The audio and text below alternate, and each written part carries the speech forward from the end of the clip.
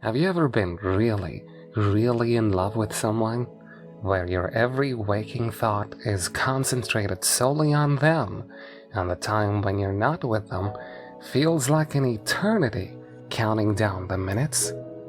Maybe you felt that way, maybe you haven't. I've had my fair share of relationships where I've had my head messed with over and over. Some of them liked playing mind games, others were abusive, some were hysterical, some were great, calm, and kind people that I was too broken to love. Then there's Millicent, or Millie. She was too good to be true. I've been part of the workforce for over a few years now. I got my architecture degree at Cloud State and moved out to Tomskog, Minnesota for an entry-level job. Small town, nice people, cheap apartments. When my little brother graduated from Minnesota State, they decided to have a party. He studied law, and he had a class full of future lawyers looking to get some stress out after taking the bar exam. 4 open apartments on the same floor, everyone invited. It was the kind of frat-fueled party frenzy that you see in the movies. I can't believe some of the people I met there were actually aiming for positions of power. I met a guy there who swore he was going to be on the Supreme Court. He did a kickstand 10 minutes later. Legend. That's where I first met Millie. If I'm a solid 6, she would have been an 11. It was hard not to gawk. She had short blonde hair, a Cannibal Corpse t-shirt, and the kind of jeans that you just throw on to get out of the house. She could have been wearing a plastic bag for all I care. Her almond-shaped face was so unique. She was absolutely gorgeous, with a deceivingly large smile. No piercings, not even earrings, no makeup. She made her way through the room, seemingly knowing everyone. A beer just magically appeared in her hand, and before I knew it, an hour had passed. I found myself standing beside her in the hallway. Music was thumping all around us, but all I could hear was my own pulse. I've never experienced anything like it before. Actual love at first sight.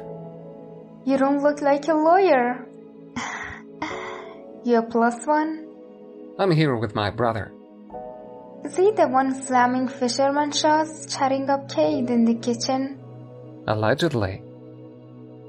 He absolutely was. He was on his 7th shot. Millie was delightful. Seeing that big smile up close was enough to break all the ice in the room. I felt like I could tell her everything. We ended up talking for hours. I was completely sold. By the end of the night, we were making out in the backseat of my car like teenagers. I'll be the first to admit that I got a bit obsessed with her. I texted her every day, but she always seemed so busy. She hadn't graduated yet. She was getting a master's degree in applied statistics. She didn't seem like the kind of person who would spend hours cooped up in a room with a bunch of numbers. But everything about Millie was a mystery to me. We started dating regularly. Most of the time we were just going out to eat and watch a movie. Nothing big. The night would always end the same way though, with a heavy makeout session. She loved hanging out at my place, even though she thought my scented candles were a bit much. I like sandalwood, sue me. But something was wrong. I've never been very sickly, but I started developing multiple ulcers and I was losing a lot of weight.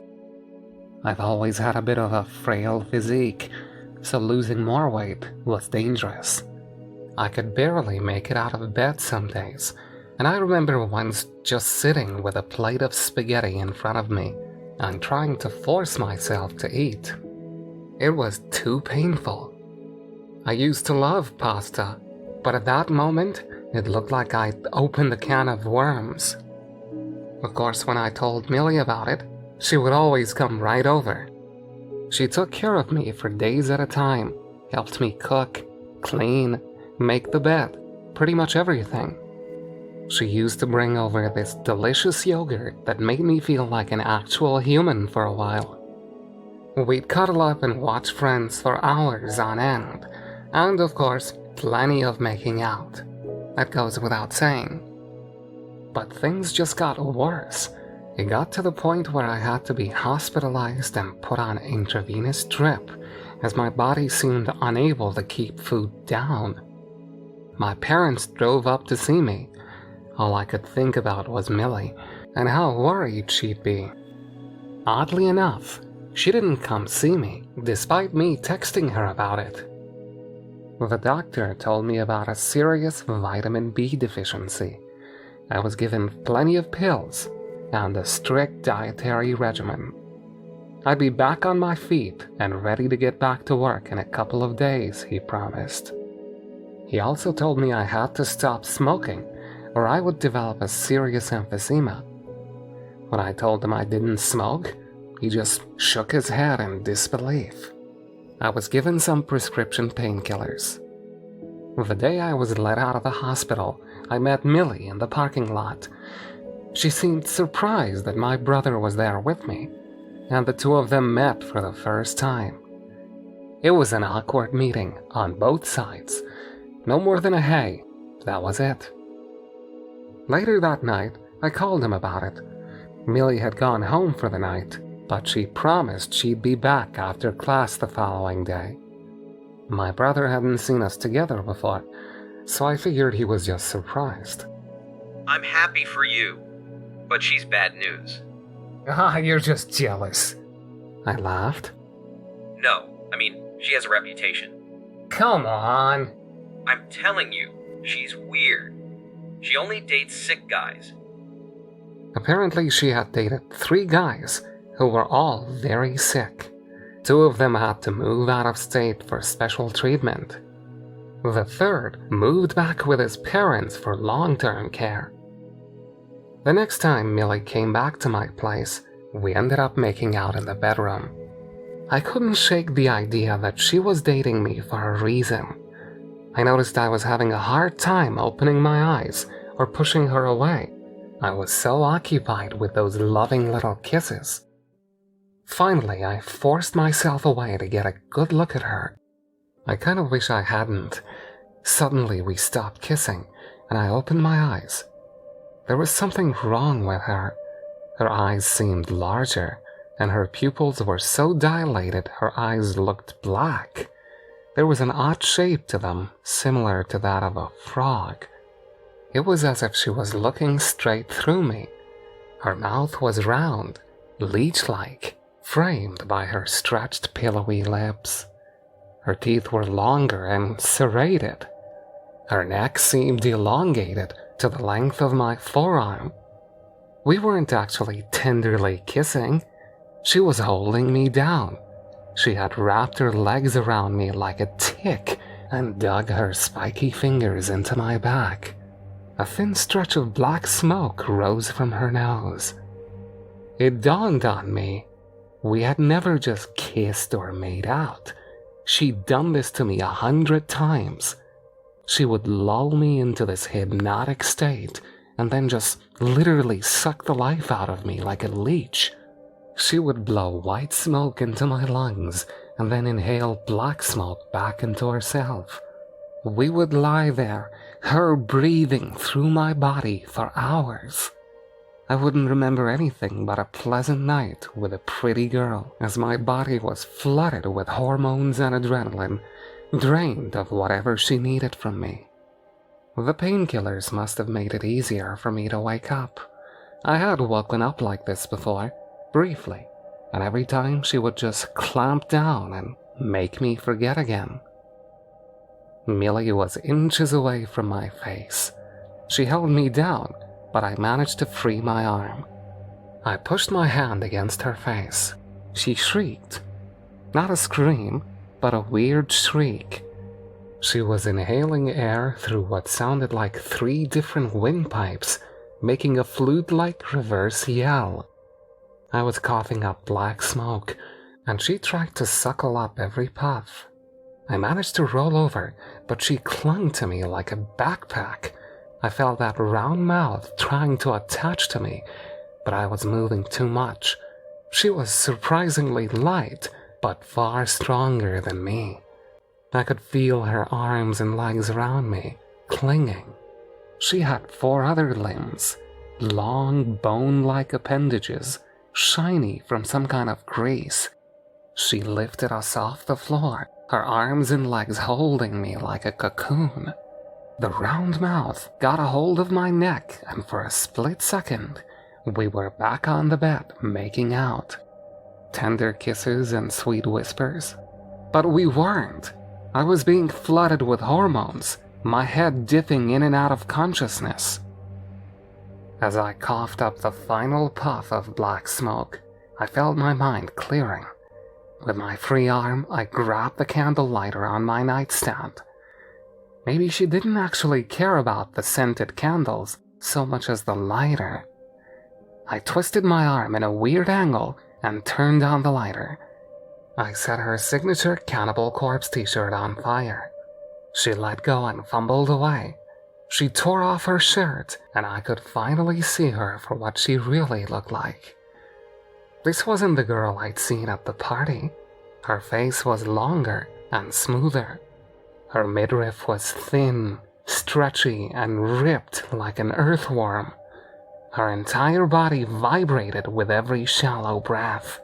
6 eyes in the middle of her torso, 2 columns of 3. They all blinked and moved independently. There were veins where they shouldn't be, oddly shaped appendages, translucent skin. She was spasming, scrambling to look human. I had a few seconds before she regained her composure. I just kept lighting things on fire, the bed, the drapes, the carpet. With every lick of flame, she'd just shriek more. I want you back! Her head cried. 3 windpipes, no longer trying to emulate the sound of a unified voice. Oh, be careful! You won't remember. My heart was pounding so hard I could barely hear her. The smoke alarm went off. Millie didn't even stand on her legs anymore. She folded her arms and legs into herself. Her head leaned back into her neck, fitting perfectly into an unnatural angle. A ball of Millie, held up by sticky bones coming out of her sides. The sounds were coming from her hollow neck. I want to watch Friends. She cried, every vowel vibrating. I want a snack. I want to cuddle. In a last-ditch effort to get to me, she forced herself through the fire. I locked myself in the bathroom. I'd rather die from smoke inhalation than from whatever she turned out to be. She kept pounding the door, a smatter of splats and thuds, but the door didn't budge. The fire alarm was going crazy, and soon the pounding stopped. She was gone. This was a few years ago, but I still can't kiss anyone with my eyes closed. I have nightmares about that black smoke filling up my body, then getting sucked out. It was like someone giving me mouth to mouth, their air blowing out of my nose, that face breathing through me like an extension of their lungs. Her flirty eyes, nothing more than a trick to get close to me. Pretty little lips wrapped around a monster's mouth, too large for a human cranium. I don't think I'll ever get over it. I can still feel my body aching to get back to her. My body loved Millie. Knowing what really happened and what she is the only defense I have from trying to find her again. It would be so easy to just let go, to let her have me. But I would be dead. But of course, I have doubts. Maybe she really cared. Maybe she would be more careful if we tried again. See how easy it is? Never again. I'm telling you this as a warning. If someone seems too good to be true, and makes you feel better than you've ever felt, maybe there's a reason. Just open your eyes every now and then. Take a good look. Is this really happening?